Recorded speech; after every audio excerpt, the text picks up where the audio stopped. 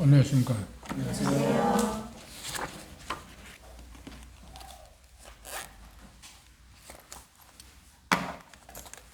오늘 예고해드린 것처럼 고린도전서 마지막 부분을 보겠습니다. 고린도전서 16장 15절부터 24절에 있는 말씀까지 한 절씩 교독하겠습니다. 고린도전서 16장 15절부터 24절 끝절까지 한 절씩 교독하겠습니다. 제가 먼저 15절 읽겠습니다. 형제들아, 스데바나의 집은 곧 아가의 첫 열매요 또 성도 섬기기로 작정한 줄을 너희가 아는지라. 내가 너희를 권하노니 다른 사람들과 또 함께 일하며 수고하는 모든 사람에게 순종하라. 내가 스데바나와 부드나두와 아가이오고에 온 것을 기뻐하노니 저희가 너희의 부족한 것을 보충하였습니다. 그들이 나와 너희 마음을 시원하게 하였으니 그러므로 너희는 이런 사람들을 알아주라. 아시아의 교회들이 너희에게 문안하고 아굴라와 브리스가와 및 그 집에 있는 교회와 주 안에서 너희에게 간절히 문안하고 모든 형제도 너희에게 문안하니 너희는 거룩하게 입맞춤으로 서로 문안하라. 다 바울은 친필로 너희에게 문안하노니 만일 누구든지 주를 사랑하지 않으면 저주를 받을지어다. 우리 주여 오시옵소서. 주 예수 우리 그리스도의 은혜가 너희와 함께하고 나의 사랑이 그리스도 예수 안에서 너희 우리와 함께할지어다. 감사합니다. 대경제도 그런 표현을 했습니다만 제 마음 가운데 이 자리에 서서 이렇게 하나님의 말씀을 가르친다, 강론한다고는 그 자체가 하나님의 특별한 은혜라고 생각합니다. 제가 여러분이 아는 것처럼 탁월하거나 그래서 그렇진 건 아니고요. 하나님께서 그런 은혜를 베푸셨다고 그렇게 생각합니다. 얼마 동안 우리가 고린도전서를 공부했는지는 모르지만 꽤 오랜 시간 했지 않나요? 그리고 고린도 교회의 그 부족한 면들, 그리고 고린도 교회에 당면하고 있는 그런 일들을 통해서 그것이 남의 일이 아니고 우리의 일이다. 우리 현재 2000년 흐른 우리에게도 지금 일어나고 있고 앞으로 일어날 일들에 대한 하나의 그 모습이라고 생각되기도 하고, 그래서 배우는 바가 많습니다. 저는 특별히 여러분도 그러겠지만, 저는 가르치면서 배우는 게 훨씬 많습니다. 가르치기 위해서 배우고, 그런데 이 시간을 통해서 고린도전서를 강의하면서 생각보다 많은 부분을 새롭게 조명을 받게 됐고, 가르침을 받게 됐습니다. 그것을 생각하면 하나님께 감사드리고 또 여러분에게 감사하는 마음을 표현하고 싶습니다. 여러 가지 제 마음 가운데 생각하고 기도하고 있는 것처럼 여러분들 그걸 위해서 기도하고 계실 겁니다만 제 삶의 목표는 딱 하나입니다. 하나님의 말씀을 옳게 분별해서 정확하게 가르치는 것. 그것에 앞서서 제가 그 가르치고자 하는 내용을 제가 실질적으로 준행하고 그래서 잘 가르치는데 쉽게 명쾌하게 적용하도록 이렇게 가르치는 게 제 꿈입니다. 그래 순회사역을 하고 있지만 어느 곳에 가든지 간에 그 일에 대해서 계속 생각을 하고 있습니다. 그렇게 해야 한다고 생각합니다. 오늘 어떤 자매님들이 우리 집에 방문해서 여러 가지 이야기를 하는데 책을 하나 내면 좋겠다는 이야기를 해서 아니 나는 그런 마음은 아직 없다. 그리고 순회사역하면서 여러 가지 일들을 겪는데 그런 내용들도 이야기하면서 하면 좋겠다고 그래서 나는 그 순회사역을 하면서 그 지역의 어느 지역교회 가서 어떤 그 상황에 어떤 것들을 말하고 싶은 게 없고 그냥 하나님의 말씀을 있는 대로 그냥 전하고 가르치는 것이 제 사역의 목표이기 때문에 그런 마음은 없다고 하는 이야기를 했는데, 제가 이런 말씀을 드리는 것은 고린도전서 오랜 시간 동안 함께 할 수 있어서 기쁘고 또 그렇게 여러분들이 능동적으로 청중도 하시고 함께 그것들이 기도함으로 인해서 주어진 거라고 생각하기 때문에 감사합니다. 마지막 부분을 우리가 보게 되니까 이렇게 오랜 시간을 한 것 같은데 벌써 고린도에서 끝나는가 하는 그런 아쉬움도 있기도 하고 그런 생각이 있습니다. 오늘 전에 예고해 드린 것처럼 이 본문은 언뜻 보면은 그냥 쉽게 지나쳐 갈 것 같은 그런 이야기입니다. 자세히 문자를 자세히 보시면 사랑의 어떤 교제의 어떤 표시 14절을 한번 보실까요? 지난 시간에 우리가 봤습니다만 14절에 뭐냐? 너희는 너희 모든 뭐라고 했나요? 그렇죠. 모든 일을 사랑으로 행하라고 그랬습니다. 그런 명령이 나온 다음에 바로 이제 예를 들어서 그것들을 설명하고 있습니다. 사랑으로 행하는 것이 무엇인가? 다른 말로 하면 그리스도의 교제에 있어서 드러나는 사랑의 어떤 여기 보면 7가지의 어떤 표식이라고 나왔는데 우리가 그리스도 안에서 아름다운 사귐을 갖게 되면 교제하게 되면 이런 것들이 나올 수밖에 드러날 수밖에 없다라고 이야기합니다. 첫 번째가 뭐냐면 15절을 주목해 보시면 언뜻 보기에는 그런 것이 나오지 않는 것 같지만 고린도 교회에서 처음 믿은 사람이 누구냐 하면 여기 나오는 사람입니다. 여기 나오는 사람인데 누구냐 하면 스데바나 집이라고 해서 1장을 보실까요?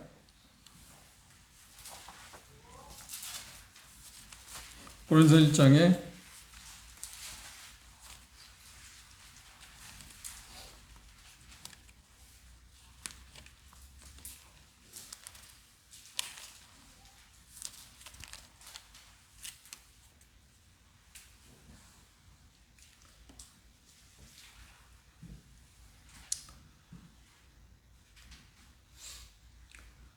16절에 그렇게 하였습니다. 내가 또한 스데바나의 집사람에게 세례를 주었고 그 외에는 다른 아무에게도 세례를 주었는지 알지 못하는다. 그렇게 표현했습니다. 이 스데바나 집. 이 가정이 고린도 교회의 특별한 가정이었습니다. 특별한 가정이었습니다. 그런데 바울 사도는 지금 이 고린도전서를 어디에 썼냐면 에베소에 썼거든요. 아시아. 아가야라고 하면 고린도 교회를 중심으로 해서 말하는 말이고 아시아 하면 중심이 어디냐면 아시아 7교회가 있지만 에베소 교회가 그 중심입니다. 에베소 지역에서 이 서신을 썼는데 이 서신을 쓸 즈음에 누가 왔냐면 고린도 교회에서 세 형제들이 왔었습니다. 바울 사도가 왔습니다. 그래서 그들을 통해서 바울 사도가 받은 위안에 대해서 뭐라고 하냐면 이런 여기 본문에서 그런 표현까지 정말 놀라운 표현도 했습니다. 뭐라고 표현했나요? 너희 마음을 내 마음을 시원하게 했을 뿐만 아니라 너희 마음을 시원하게 했다. 그 말은 시원하게 했다는 말이 뭐냐면 윤택하게 했다. 나를 대단히 흥분시켰다. 내 마음에 침체된 내 마음을 부흥시켰다. 그런 표현이 있습니다. 대단히 에베소서에서 어려움을 겪고 있을 때 이 세 형제들이 방문함으로 말미암아서 커다란 힘이 주었는데 그 가운데 빼놓을 수 없는 것이 뭐냐면 우리가 고린도후서를 볼 게입니다만 계속해서 바울 사도하고 고린도 교회에 갈등이 있었잖아요. 누구에 의해서? 거짓 교사들에. 그래서 심한 어려움을 겪었습니다. 그래서 고린도 교회 상황을 어떻게 되어가는가 잘 몰라서 디모데도 보내기도 하고 그러긴 했지만 이 세 형제가 그 소식을 듣고 바울 사도에게 왔을 때 바울 사도는 그리고 그들이 이 세 형제가 전해주는 소식을 듣게 될 때 정말 마음이 시원했다고 표현합니다. 그것에 잠시 우리가 생각하기로 하고요. 우리의 사귐 가운데서 사랑하게 되면 어떤 것이 나타나게 되는가 할 때 첫째가 뭐냐면 여기 표현한 대로 15절에 보면 복음을 전하게 됩니다. 사랑하게 되면 복음을 전할 수밖에 없다. 그렇죠? 우리가 복음을 전하지 않는다고 하는 말을 않고 있다는 말은 뭐냐면 구두자 잃어버린 사람들 사랑하는 마음이 식어졌기 때문이라고 표현할 수 있습니다. 다른 여러 가지 이유를 설명할 필요가 없습니다. 우리가 잃어버린 사람들을 사랑하게 되면 자연스럽게 말할 수밖에 없지 않나요? 그렇죠? 그걸 통해서 우리는 내가 복음을 사랑하고 있는가 아닌가 하는 것에 대해서 생각할 수 있습니다. 이들이 고린도에서 아가에서 왔는데 아가의 첫 열매라고 사도행전 17장 한번 볼까요?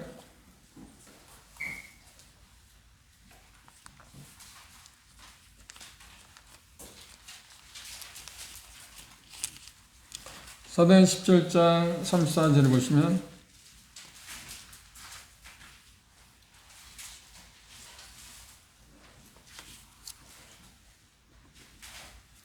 몇 사람이 그를 친하여 믿으니 그중 아르보우고 간호한 디오노시오와 다마라라는 여자가 있었다고, 또 다른 사람도 있었다고 이야기합니다. 여기 지금 어느 지역에서 바울 사도가 이들에게 복음을 전했는데 데살로 지역, 그리고 또 나가서 베르야에 가서 복음을 전했고 아덴에서 복음을 전했을 때 나타난 연멸이 이렇다. 그리고 바로 이어서 지금 18장 1절에 보면 이후에 바울이 아덴을 떠나 고린도에 이르러 아굴라라 하는 본데에서 난 유대인 하나를 만났다. 이들이 지금 누구인가요? 여기 나오는 스데바나 집이나 세 사람이 나와 있습니다. 그 형제들이 어떤 사람인데 모두 다 고린도 지역에서 복음을 들은 사람입니다. 그리고 첫 열매라고 표현하고 있습니다. 18장 6절, 사도행전 18장 6절을 다시 한번 봅시다.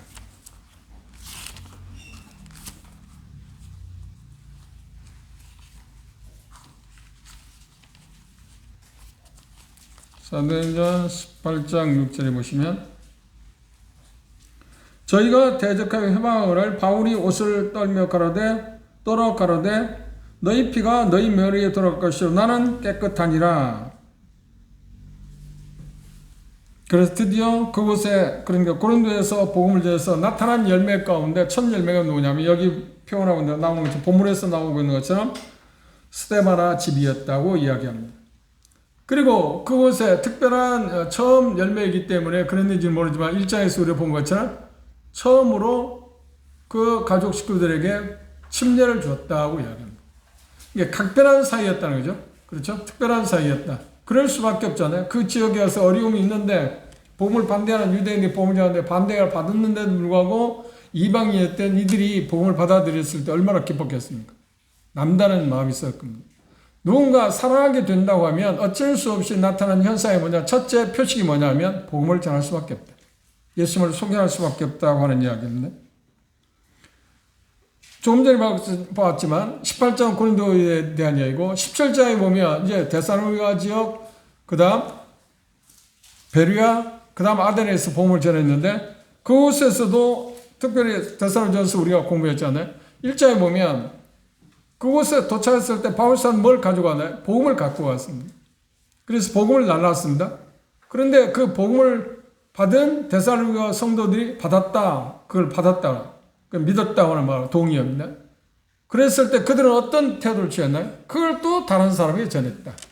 그러니까 사랑하게 되면 사랑의 교제는 반드시 뭐가 나오느냐면 복음을 전한다.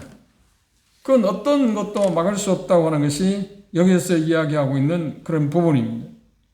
이게 우리가 생각해 봐야 할 문제이고, 그리고 이 일을 위해서 우리는 하나님께 기도해야 할 문제. 어떤 거예요? 정말 우리의 교제 가운데서 사랑하는 마음이 있다고 하면 복음을 전하는 것. 그게 우리에게 대단히 중요한 문제다. 그리고 두 번째, 15장 하반절에 보면 15절 하반절에 보면 16장 15절 하반절에 보시면 그들에 대해서 뭐라고 이야기했냐면 아가야의 첫 열매, 그런데 고린도교의 첫 열매입니다. 또 성도 섬기기로 작정한 사람들. 섬기는 서로 섬겼다. 사랑의 교제 가운데 교제에서 사랑의 표식이 있다고 뭐냐면 서로 섬긴다. 섬겼다. 그런데 이 가정은 특별한 사람들인데 뭐냐면 성도를 섬기기로 뭐라 했다? 작정했다. 작정했다는 말을 보는 거예요. 무슨 말인가요? 헌신했다. 그 일에 대해서 헌신했다. 하나님을 섬기는 데는 이런 그 각오, 결심, 그게 대단히 필요한 것입니다. 그렇죠? 나는 이렇게 살아야겠다 하는 것. 그런데 이 가정은 구원받자마자 어떤 생각을 하냐면 나는 주님을 섬겨야겠다. 또 성도를 섬겨야겠다고 딱 작정했다. 자기 마음을 그쪽으로 고정시켰다. 그쪽으로 내몰았다. 그런 의미를 여기 작정했다고 해서 자발적으로 섬겼다는 거예요. 누가 강조해서가 아니라 스스로 뛰어들었다고 하는 거예요. 스스로 뛰어들었다. 그런데 이 부분에서 우리가 조심해야 할 게 하나 있습니다. 그게 뭐냐면 어떤 책에서 보니까 버클리는 이렇게 말했습니다.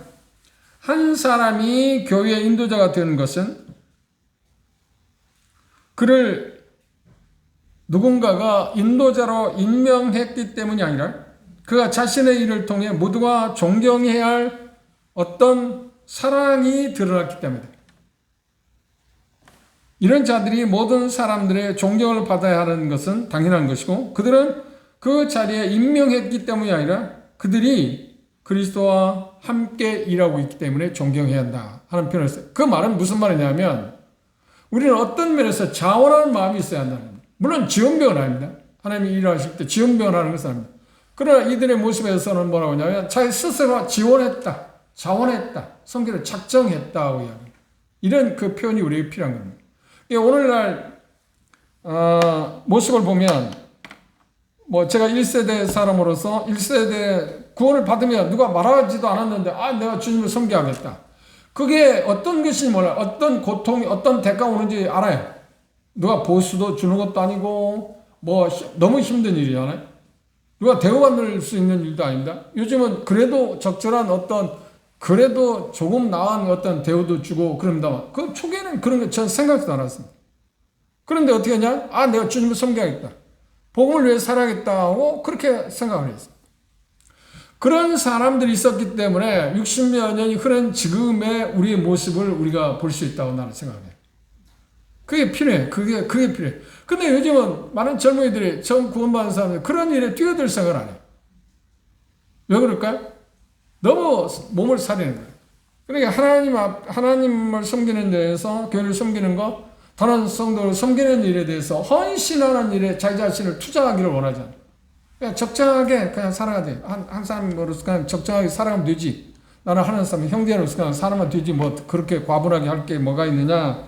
하는 이상한 세대에 우리가 들어가고 있습니다. 그러니까 그 말은 뭐냐면 시대가 가면 갈수록 예수님을 위해서 전적으로 헌신하고자 하는 마음이 적어진다.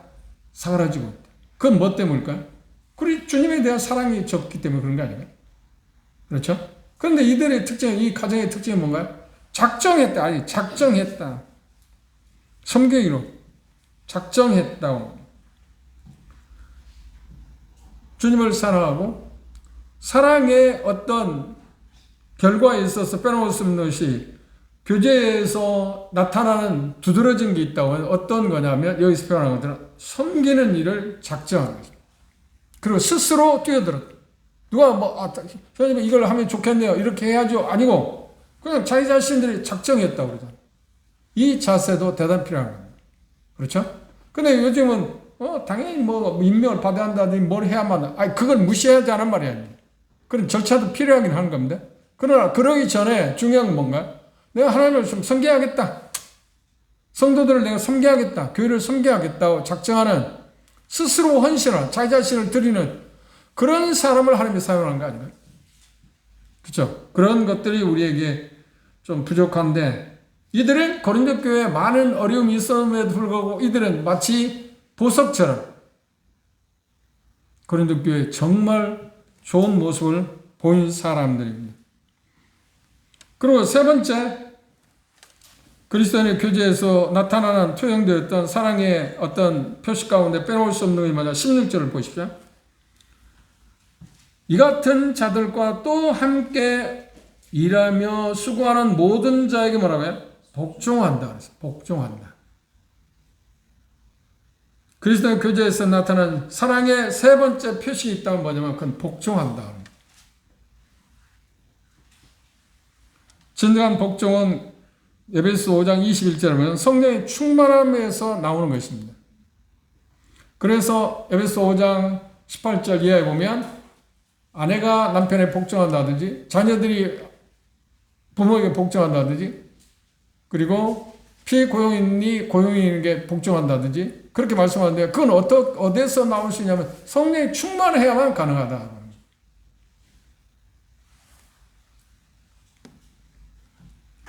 복음에 관련해서 주된 관심사는 우리가 누구 위에 있어야 하느냐가 중요한 게 아니고 누구 아래에 있어야 하는과에 관한 것입니다. 실상 그렇습니다. 그런데 우리는 종종 우리의 관계 가운데서 누구 위에 있어야 하는가에 대해서 관심이 있습니다. 누가 나에 대해서 얼만큼 높이는가 하는 것에 관심이 있습니다. 내가 그들을 섬긴다고 하는 말은 뭐냐면 아래에 있다는 말 아닌가요? 그렇죠? 그런 그 자세가 우리에게 필요한데 그런 모습을 보기가 생각보다 어렵습니다. 그래서 마태복음에 예수님께서는 우리에게 그렇게 말씀하셨습니다. 마태복음 20장을 볼까요? 이 세상에 영향력 행사하는 사람들, 권세 갖고 있는 사람들의 모습과 비교해서 예수님은 이렇게 말씀하셨습니다. 마태복음 20장 26절 28절입니다.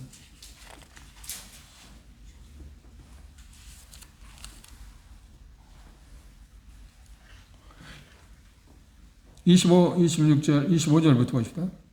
예수의 제자들을 부르다가 가라사대 때 이방인의 집권자들이 저희를 임의로 주관하고 그 대인들이 저희에게 권세 부리는 줄 너희가 알거니와 26절 너희 중에는 그렇지 아니하니 너희 중에 누구든지 크고자 하는 자는 너희를 섬기는 자가 되려고 너희 중에 누구든지 으뜸이 되고자 하는 자는 너희 종이 되어야 하니 인자에 온 것은 섬김을 발휘한 것이 아니라 도리어 섬기려 하고 자기 목숨을 많은 사람의 대속물로 주려 합니다.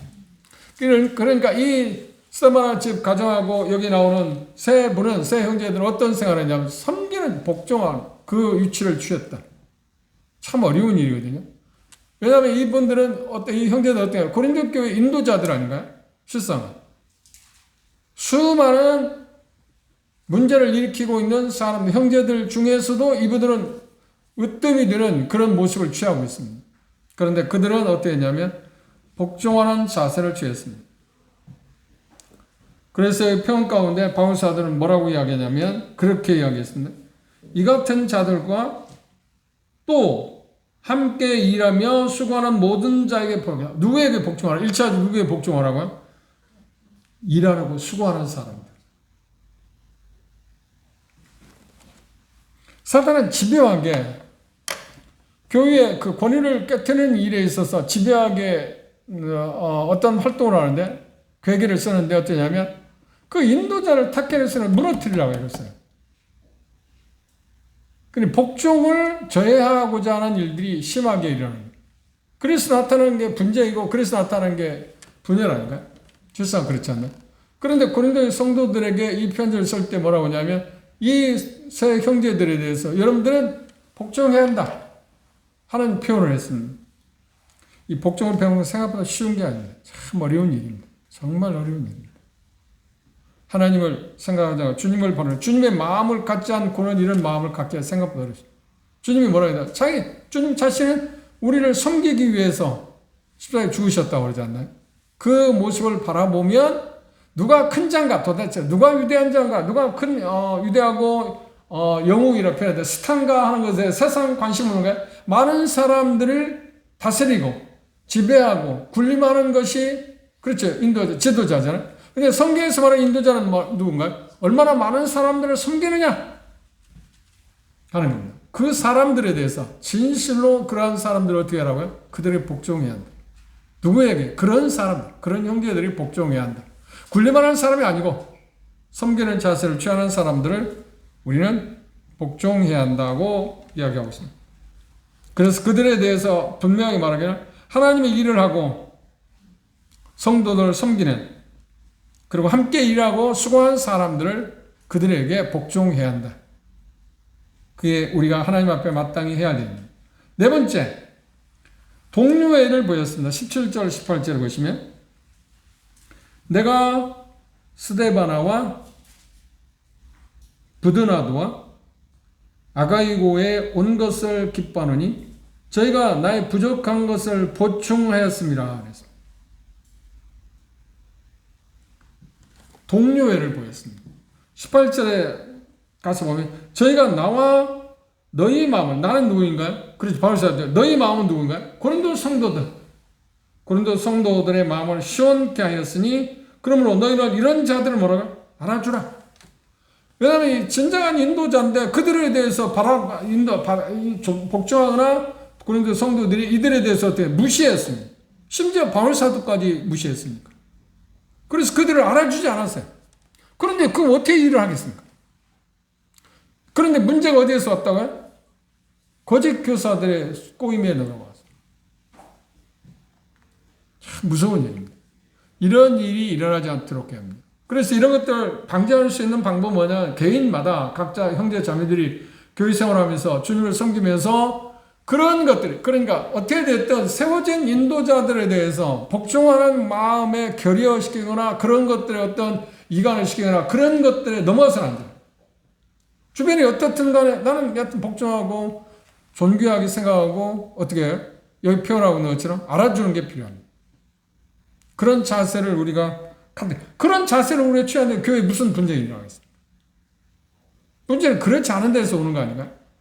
모든 문제는 발달은 바로 여기에서 시작한다고 생각합니다. 동료에는 사랑이 넘치는 교제 또는 다른 놀라운 표식 가운데 빼놓을 수 없는 것이 뭐냐면 동료애입니다. 동료애를 우리는 형제라고, 형제들 서로 사랑하는 걸 말하는 거지 않나요? 동료의 핵심은 무엇인가요?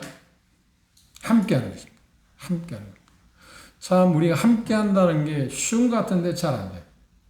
함께한다는 것이 쉬운 것 같은데 잘 안 돼요. 함께한다는 것.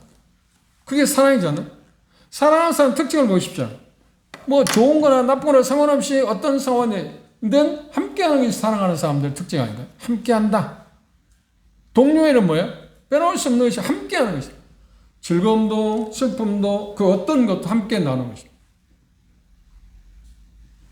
이런 것이 우리의 삶 가운데 일어날 수 있도록 해서 우리는 부지런히 애써야 합니다. 그런데 이 세 친구는 지금 말씀해 보면 고린도에서 왔습니다. 누구에게 왔습니까? 바울사도에 왔습니다. 에베소에 있는 바울사도에 왔습니다. 그 상황에서 제가 모두에서 말씀드린 것처럼 바울사도는 지금 고린도교의 수많은 어려움을 보고 자기를 대적하고 있는 그 사람들의 모습을 그것들을 바로잡기 위해서 디모데를 보냈고 디모데 나중에 소식도 전해왔습니다. 그들은 그런데 중요한 고린도 교회 장본인인 이 세 형제들이 와서 고린도 상황도 이야기하고 그리고 필요한 것도 공급해 줬습니다. 그들에 대해서 바울사도는 뭐라면 놀라운 표현하고 있잖아요. 그 놀라운 표현이 뭔가요? 내 마음을 시원하게 했다.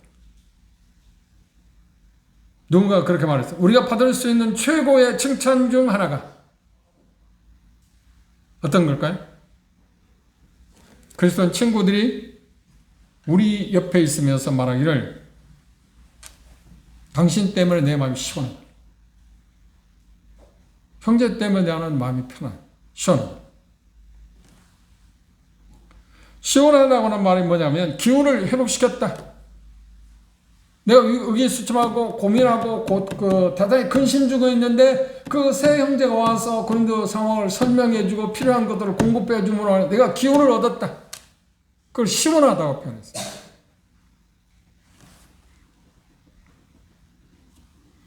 이 표현이 똑같은 말이 어디에 쓰였냐면 마태복음 11장 28절에 수고하고 무거운 짐자 내게로 오라. 그러면 내가 너희에게 뭘 준다고요? 쉼을 주겠다. 똑같은 단어. 쉼을 준다.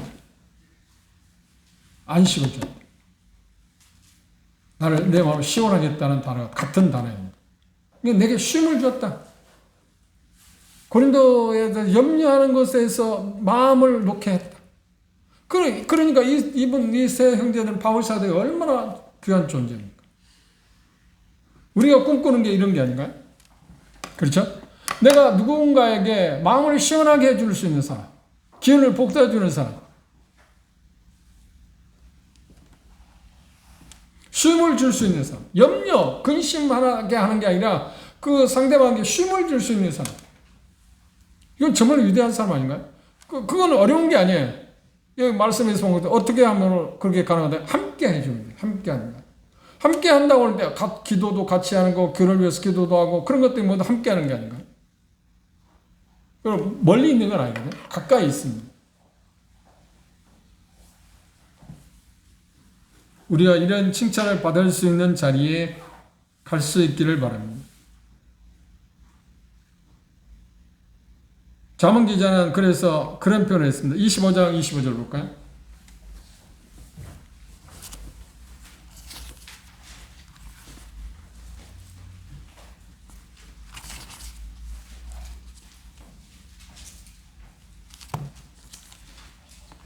잠언 25장 25절에 보면 이렇게 표현해 있습니다. 먼 땅에서 오는 좋은 기별은, 좋은 소식은 목마른 사람에게 뭐다고? 딱 맞는 말이잖아요. 먼 지역에 고린도에서 아시아의 에베소에서 있는 지금 고민하고 근심 염려 가운데 있는 그 그 기쁜 소식을 전해. 그 냉수와 같다.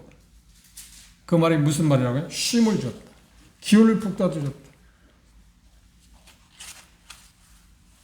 우리 서로 피차가 이런 목표를 갖고 삽시다. 그게 얼마큼 100이냐 200이냐 중요한 게 아니라 얼마큼이 됐든 상관없이 다른 형제 자매들에 대해 정말 사랑하게 된다면 쉼을 줄 수 있는, 염려를 끼치는 게 아니라, 그죠? 이게 우리의 관계여야 하는 거 아닌가? 그런데 그게 어렵다고요? 가까이 있다고 그랬잖아요. 뭘 대단한 걸 해야 하는 게 아니라 함께 하는 것.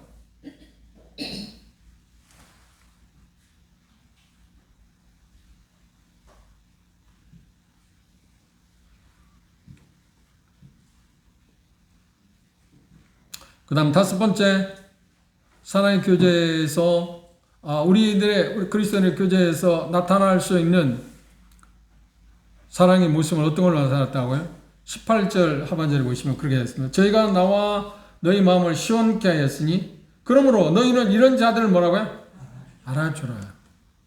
일꾼, 신실한 일꾼을 존경해야 한다. 사단이 집요하게 공격하는 대사가 뭔가요? 이걸 무너뜨리려고. 이게 무너지면 그 일꾼들, 인도자들 무너지면 다 무너지는 거 아닌가요? 우리가 참 어리석어요. 자꾸 공격을 하게 되면 그게 곧 나를 해친다는 걸 생각하면 얼마나 좀 더 조심할까요? 그렇지 못하잖아요. 자꾸 공격적인. 그래서 신실한 자들을 존경해야 한다고 말했습니다. 요한 3서를 보십시오. 요한 3서는 대조적인 사람이 두 사람 나옵니다. 요한 1서 말고 요한 3서에 보시면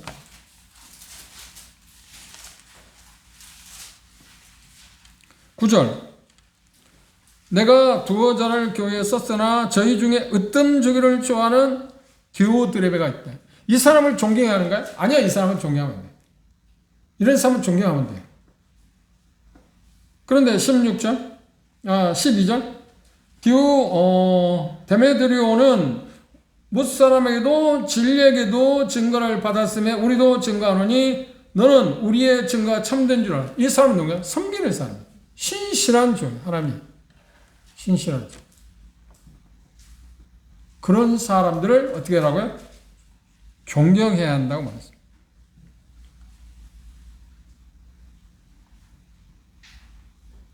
경건한 인도자들, 그런 사람들을 우리는 마땅히 존경해야 합니다. 그래서 히브리 저자는 이렇게 말했습니다. 히브리서 13절 보십시오.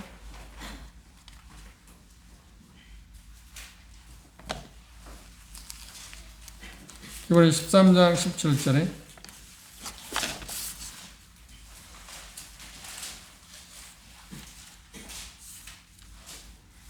함께 읽어봅시다. 히브리서 13장 17절 시작. 너희를 인도하는 자들에게 순종하고 복종하라. 저희는 너희 영혼을 위하여 경성하기를 자기가 회개할 자인 것 같이 하느니라. 저희로 하여금 즐거움으로 이것을 하게 하고 근심으로 하게 하지 말라. 그렇지 않으면 그렇죠. 나를 해치는 일을 하지 말라. 나를 해치는 말. 신실한 종들을 우리가 존경하는 것은 나를 해치는 게 아니라 나를 세우고 도움을 받습니다. 그들을 존경을 하지 않으면 어떻게 해요? 결국은 나를 멸시하는 거예요. 근데 그 어리석은 일을 우리가 잘 몰라요. 그래서 바울 사도는 고린도 성도들의 이 세 형제들을 하면서 이들은 신실한 사람이지 않냐. 그러니까 그 사람들을 알아주라. 알아준다는 말이에요. 존경하라. 데살로니가 교회도 그렇게 신실한 형제들에서 말하기를 너희 가운데 이러한 사람을 알아주라고 표현했어요. 알아준다는 말이면 존경하라는 거예요.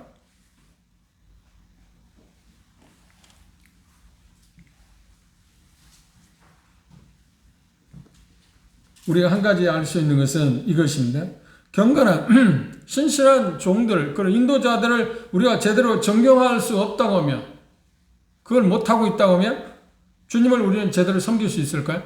아니요. 주님을 제대로 섬길 수 있는 거예요. 그래요. 그들을 신실하게 존경하는 신실한 종들을, 인도자들을 존경한다고 하는 말은 주님을 내가 정말 제대로 섬긴다는 말이 되고, 그렇지 못하다는 말은 주님을 제대로 섬기고 있지 못하다는 말입니다. 이거 불가분리 관계입니다. 따로 놀 수 있는 게 아니라는 말입니다. 그래서 요한 사도는 요한 1서에 그런 표현을 했잖아요.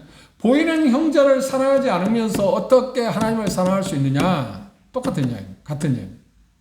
하나님이 세우신 신실한 종들을 존경하지 않으면서 주님을 우리가 존경한다고요? 귀하게 여긴다고요? 그건 말이 안 된다는 이야기. 여섯 번째로 사랑의 교제 가운데 나타난 사랑의 그 표시 가운데 또 하나 표지가 있는데 그 뭐냐면 19절 20절 보십시오. 아시아의 교회들이 너희에게 문안하고 아굴라와 브리스가와 및 그 집에 있는 교회가 주 안에서 너희에게 간절히 문안하고. 지금 에베소에 있는 교회의 성도들입니다. 이들은 인도자들입니다. 그들에 대해서 환대한다. 환대한다. 접대한다. 나그네를 대접한다. 낯선 사람들을 향한 손님 대접에 대해서 이야기합니다. 물론 한편에서 제가 이해 못하는 거 아닙니다. 문화가 지금 바뀌었어요. 어떤 문화가 바뀌었냐. 그게 당연시 하는 것 같은데 그건 좀 우리가 생각해 봐야 합니다. 제가 이번에 그 제주 집회를 갔는데 되게 지금은 물론 뭐 사람의 취향이 좀 다를 수 있다고 생각해요. 그런데 뭐라고 하냐면 그 강사단을 초청하면 호텔을 얻어준다든지 그렇죠? 그게 자연스러워요. 저도 어느 지역교회 가면 그렇게 제가 지난번 그 전주 기린도 집회를 갔는데 그 한옥 호텔 있더라고요. 한옥. 그 전주 유명한 호텔입니다. 되게 비싼 것 같아요. 근데 거기 가 잘하는 거야. 그럼 내가 뭐 마음대로 할 수 없어. 그런데 제가 안내하는 형제들, 장로들이 형제들을 집에 자면 나는 더 좋을 것 같은데. 예. 그러니까 물론 배려를 할 거야. 형제들 집에 가면 나도 좀 불편할 것 같고 자기들도 불편할 것 같기는 하지만 그런 쪽이에요. 그럼 나는 그게 좋은데. 그러니까 뭐라고 하냐면 그 의사이면서 장로들 형제가 뭐라고 다음에 초청하게 되면 자기 집에 모시겠다고. 그렇게 하라고. 나는 그게 좋다. 제 집회 갔는데 김창룡 형제입니다. 밀양에서부터 잘하는 형제입니다. 근데 제주 가서 뭘 하냐. 열쇠 고치는 일을 해. 아파트 그 열쇠 수리하고 새로 달아주고 그 일을 합니다. 15년인가 18년인가 됐다고 하더라고요. 그래서 밀양에 살 때는 좀 어려웠는데 가보니까 잘 살아요. 주님께서. 그리고 별명이 제가 보니까 별명을 제가 붙였어요. 마당발이라고. 하여튼 차 타고 가는데 만나는 사람만 인사하는 거예요. 걸어가도 어떤 여자들도 인사하고 다 하는 거예요. 하여튼 그 한림 지역에서. 모르는 사람이 없어요. 정말 모르는 사람이 없어요. 그럼 어떻게 하냐면 그 집 저 집 가서 내가 열쇠 고쳐줬다. 열쇠 고쳐준 거 갖고 할까요? 그 사람도 인사하는 거야. 그만큼 친절하게 하고 여러 가지 이제 이야기도 많이 하겠죠. 그렇죠? 나는 잘 못하는데 그 형제가 그런 거예요. 근데 말하고자 하는 것은 방이 3개입니다. 방이 3개인데 안방을 우리 부부한테 내어준 거예요. 안방에 펜션 같은 거 없어서 그럴까요? 그런데 물론 한편을 생각하면 자기들도 조금은 불편한 게 있겠죠. 나도 그냥 펜션이나 그런 거 얻어주면 훨씬 더 편한 것 같기를 할 수 있죠. 근데 지금 말하고 싶은 건 뭐냐면 자기 집을 개방해서 손님 대접하는 일에 대해서 지금은 별로 신경 안 써요. 문화가 바뀌었어요. 그리고 제가 여러 지역에 그 집회를 가보면 자기 집의 음식을 맛있냐 중요한 게 아니라 음식 재료가 뭐냐 상관없이 자기 집에서 음식을 마련해서 직접 대접하기보다는 전부 다 어떻게 사줘. 다 사줘. 그게 문화예요. 그러면 이 당시 2000년 전에는 다 집에서 지금 공개했잖아요. 그죠? 그럼 문화가 바뀌었으니까 그래도 괜찮다는 건가? 그럴 수밖에 없다? 제가 이해를 해요. 문화가 그러니까 이해는 해요. 그래도 누군가 어떤 사람 한두 사람은 그래도 자기 집에 초청해서 나를 대접하는 거 좋은 거 아니에요? 그렇죠. 나는 그걸 알기 때문에 우리 집에 그런 형제들이나 부도자들이 있으면 우리 집에 초청하죠. 힘들어요. 나는 별로 하는 게 없어. 집사람이 힘들지. 할 수 있는 게 사다 주고, 오늘은 우리 집사람이 힘들으니까 내가 그걸 해주고, 그런 것밖에 없어. 그런데 재밌는 게 뭐냐. 그렇게 하면 남는 게 많아. 손님 가고 나서. 사줘버리면 남는 하나도 없어. 빈손으로 그냥 와야지. 그런데 중요한 게 뭐야. 정이 있다는 느낌이. 그렇죠? 느낌. 이게 대접하는, 환대한다는 것은 그런 뜻입니다. 그럼 초대교회 산당 2장을 여러분 보십시오. 그들이 모인 것은 어디에서 모였냐? 예배도 어디에 드렸나요?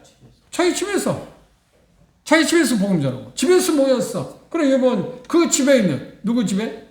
브리스가 아울라 집에 있는 에베소 교회에 그 성도들이 지금 그 집회에서 모였죠. 집에 있는 교회라. 이런 것들이 우리가 좀 생각해 봐야 할 문제다. 그렇다고 해서 무조건 다 그래야 한다는 게 아니라 다 문화가 그러니까 막 밖에 나가서 사주고 자기 집에 초대하지 않고 그렇게 해야 한다는 게 아니라 어떤 경우에는 한 번쯤 그런 방법, 그런 것도 있어야 하지 않냐 그 말이에요. 낯선 사람들. 일본이요. 일본 문화가 제가 3번 갔어요. 일본 문화는 자기 집에 초청하는 게 없습니다. 거의 문화가 그랬어요.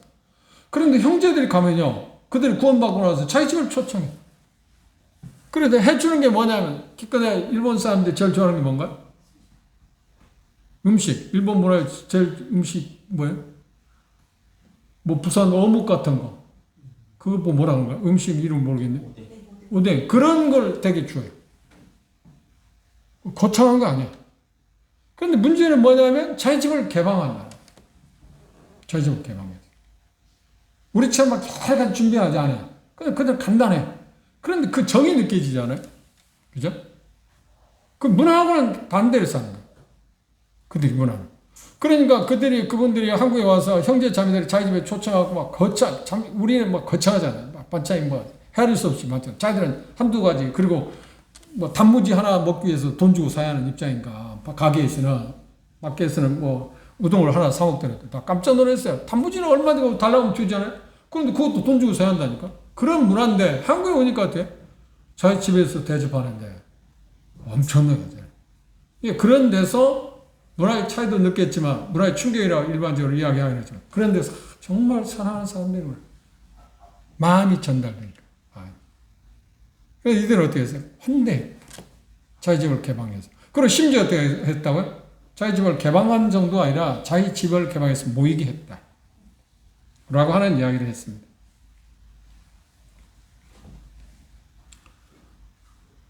그래서 여기 19절에 보면 아굴라와 브리스길라 이건 부부잖아요. 그 집에 있는 교회가 주 안에서 이게 간절히 문화입니다. 지금 에베소 지역이 모인 장소가 이 부부의 집이었죠. 그들이 직업이 뭐였나요? 천막 만드는, 장막 만드는 일. 바울사도 같은 일. 그런데 고린도 교회에서 특별히 에베소 지역도 마찬가지입니다만 그 두 부가 고린도에서 만나고 에베소에 옮겼을 때 같이 가서 동역했어요. 어떤 면에서 보면 복음이 우리에게 전해지기 위해서는 이 두 부부의 역할이 엄청난 영향을 끼쳤다. 이들이 그런 역할을 하지 않았으면 고린도에 복음 전하는 데 어려웠을 거고 결국은 에베소에서도 복음 전하는 데 어려웠을 거고 그렇잖아. 그럼 선교를 어떻게 했겠어요? 이런 사람도 있어. 그런 사람이 우리 중에 있어야 한다. 다 그래야 한다. 그렇게 하면 좋겠죠. 그러지 못할 다른 사람은 그러지 않을지라도 우리 가정이라도 그런 것을 할 수 있으면 좋겠다. 그런데 이 집에서 바울사도 얼마나 있었냐? 거기 얼마나 있었어요? 고린도에 가서 1년 8개월 동안 있었어요. 그리고 드디어 이 부부는 에베소로 옮길 때 에베소로 같이 갔습니다. 그리고 이 두 부부가 특별히 에베소에서 아볼로라고 하는 성경에 능한 사람을 만났을 때 그들을 불러서 자기 집에 초대해서 뭐라고 했나요? 음식을 대접하고 복음에 관한 진리를 상세하게 가르쳤다. 19장 24절 26절에 나오지 않나요? 그리고 자기 집을 모임의 장소로 허락했다. 모임 장소를 자기 집을 모임의 장소로 허락했다. 얼마나 어려움이 많겠습니까? 번거롭겠습니까? 그런데 교제가 진정한 교제는 이런 사랑을 낳는다. 라고 하는 이야기입니다. 그래서 우리가 좀 꿈꿔야 할 것은 가능하다면 그런 쪽으로 문화에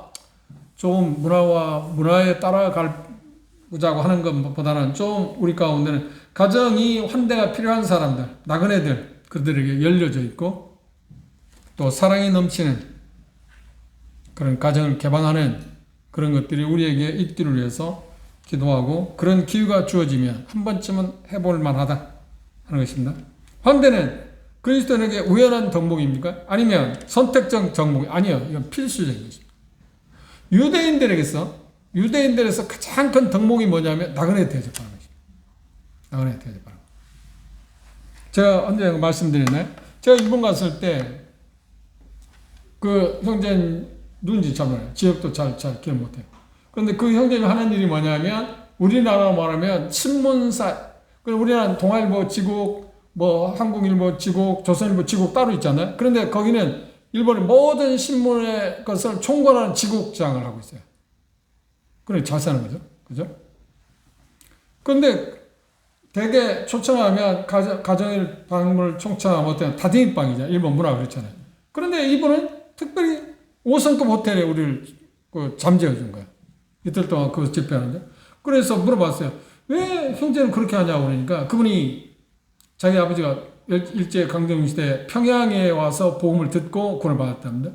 그리고 구원을 받았기 때문에 우리 한국 사람, 평양에서 우리 한국 사람 학대하거나 그런 태도 취하지 않았겠죠. 그죠? 복음에 그런 거 있었기 때문에.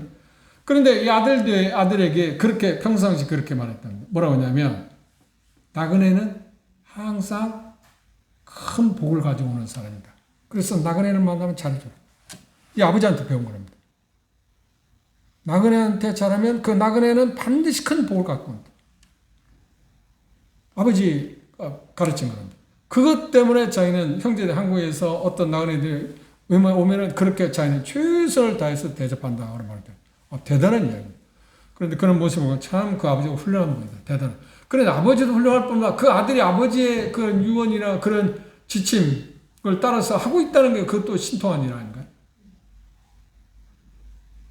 그게 두드러진 게 성경대로 두드러진 것 가운데 창세기 18장에 히브리서 13장도 이야기했지만 아브라함이 나그네를 대접한다고 대접했는데 그들이 누구였나요? 천사들이었고 하나님이셨다고 하죠. 그래서 아마 그 아버지는 그걸 알았던 것 같아요. 아, 나그네를 대접하는 맞아. 천사 하나님을 대접하는 것 같다. 진정한 교제가 낳는 사랑의 표시 가운데 하나가 뭐냐면 접대, 환대. 마지막으로 16장 21절, 20절에 보면 애정을 표현하고 있어요. 애정을 표현한다는 말이 무엇인가요? 이 표현, 여기는 이제 이렇게 표현했습니다. 20절 보십시오. 모든 형제도 너희에게 문하노니 너희는 거룩한 입맞춤으로 서로 문하. 입맞춤. 그 당시 문화는 이것이 인사 방법이 그랬어요. 그런데 오늘날은 우리는 인사는 뭔가요? 악수하거나 아니면 어깨를 감싸주거나 아니면 이제 아주 친밀함. 저 같은 경우는 친밀함 이렇게 껴안습니다. 아, 자매를 껴안지는 않고 형제, 친구들, 형제를 껴안습니다. 친밀한 형제들 껴안습니다. 포옹합니다. 이게 인사 방법이죠. 진정한 교제에 나타나는 사랑의 표식이 애정을 표현하는 것입니다. 그리스도의 교제에서 사랑은 겉으로 드러나고 노인에 보이는 애정으로 표현해야 한다고 하는 것입니다. 이것은 그냥 자발적인 것입니다. 자기도 모르게 사랑하니까, 형제니까, 자매니까. 그렇죠? 그런데 저도 그렇지만 여러분들도 그런 관계가 서먹하면 손 내밀기가 쉽나요? 손 내밀기 쉽지 않잖아요. 그런 걸 통해서 내 마음이 그 상대방에 대해서 애정이 있는가 없는가를 체크해 볼 수도 있습니다. 바울사도는 그 부분에 대해서 우리에게 조언하고 있습니다. 따뜻한 애정이 어린 태도, 그게 우리에게 참 필요하다. 그렇죠? 저도 이런 부분에 좀 서투른 편인데 우리가 그런 것들을 적극적으로 할 필요성이 있다 하는 것입니다. 끝으로 바울사도는 이 표현 가운데 그렇게 표현했습니다. 주를 사랑하지 않는 사람, 나 바로는 친필로 너에게 문하노니 21절에 보면 22절에 만일 누구든지 주를 사랑하지 아니하거든 저주를 받아. 이 말은 대단히 무서운 말처럼 보이지만 무슨 말이냐면 이 말을 거꾸로 말한다면 예수님을 사랑하지 않는다는 말은 뭐냐면 그들이 이미 저주 아래에 있는 사람이라는 거예요. 오해하지 마세요. 하나님께 저주를 퍼붓는 게 아니라 바울사도는 저주를 퍼붓는 게 아닙니다. 그렇죠? 사랑하는 사람인데 믿지 않는 사람이라고 해서 저주를 받아야 한다고 그런가? 하나님을 사랑하지 않는 사람은 이미 저주 안에 있는 사람이라고 하는 말을 이렇게 표현했습니다. 오해하지 마세요. 그리고 마지막 뭐라고 했나요? 우리가 종종 찬송가에 마라나타라 전주 기린교회 가면 인사할 때 뭐라고 하냐면 안녕하십니까? 안 해요. 마라나타라. 마라나타라는 말이 무슨 말인가? 주님 어서 오십시오. 그리고 그 말을 또 알아먹는데 다른 말로 하면 주께서 곧 임하십니다. 주께서 곧 임하십니다. 그러니까 저는 전주 기린교회는 주님 어서 오십시오 보다는 주께서 곧 오십니다고 하는 것을 경각시키기 위해서 그렇게 인사하는 거예요. 말아놨다. 그럼 이 말의 의미는 바울 사도가 한 말의 의미는 두 가지 의미가 있습니다. 첫째는 뭘까요? 거짓 교사들. 그들이 참 교회에 늘 뭘 끼치는 해악을 끼치기 때문에 주님께서 오셔서 이들을 빨리 해를 끼치 빨리 오셔서 심판해 주십시오 하는 의미도 들어있고요. 또 하나 두 번째는 뭔가요? 믿지 않는 사람들이 주님이 오시기 전에 주님을 맞이할 수 있도록 하십시오. 이게 마지막 바람이었습니다. 결론적으로 진정한 교제에서 나타날 수 있는 사랑의 모습들은 7가지 표시에 나왔습니다. 그것들을 우리의 삶 가운데 제가 7가지 이야기했지만 그것 가운데 내가 부족한 것, 잘하고 있는 것은 더 잘해야지만 살려나가겠지만 부족한 면들을 세워서 내가 어떤 부분에서 좀 부족한가, 어떤 부분에 대해서 이 본문에서 주님께서 말씀하신 말씀 가운데 우리가 나 삶 가운데 한번 적용해 봐야 할 건가 하는 생각해 봅니다.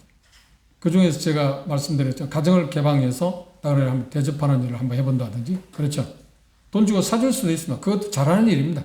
그거 하지 말라는 게 아니라. 그것도 잘하는 일이지만, 그렇지 못할 경우 그렇게 하지만, 그럴 환경이 된다면, 한번 초청해서, 많은 걸 준비하려고 하지 말고, 마음 정성 어린 대접을 할 수 있는 그런 기회도 만든 것 필요합니다. 그렇죠? 그리고 서로 섬기는 자세, 그런 면들을 우리 마음 가운데 한번 생각해 보고, 내가 부족한 게 뭔가, 그리고 본받아야 할 게 뭔가 생각해서 한 번쯤은 그걸 시도해 보도록 합시다. 그래서 그 부분에서 우리가 좀 더 조금씩 더 성숙하고, 그래서 사랑의 교제에 대한 표식, 그것들이 우리 삶 가운데 자연스럽게 드러날 수 있기 위해서 우리가 전진해 갈 수 있기를 바랍니다. 다음 시간에 우리는 고린도후서에 들어가도록 하겠습니다. 고린도후서 1장을 좀 읽어보시고, 고린도후서 1장에서는 환난에 대한 이야기를 하고 있습니다. 그것이 우리에게 주는 의미에 대해서 구체적으로 좀 생각해 볼까 합니다. 기도 마치겠습니다.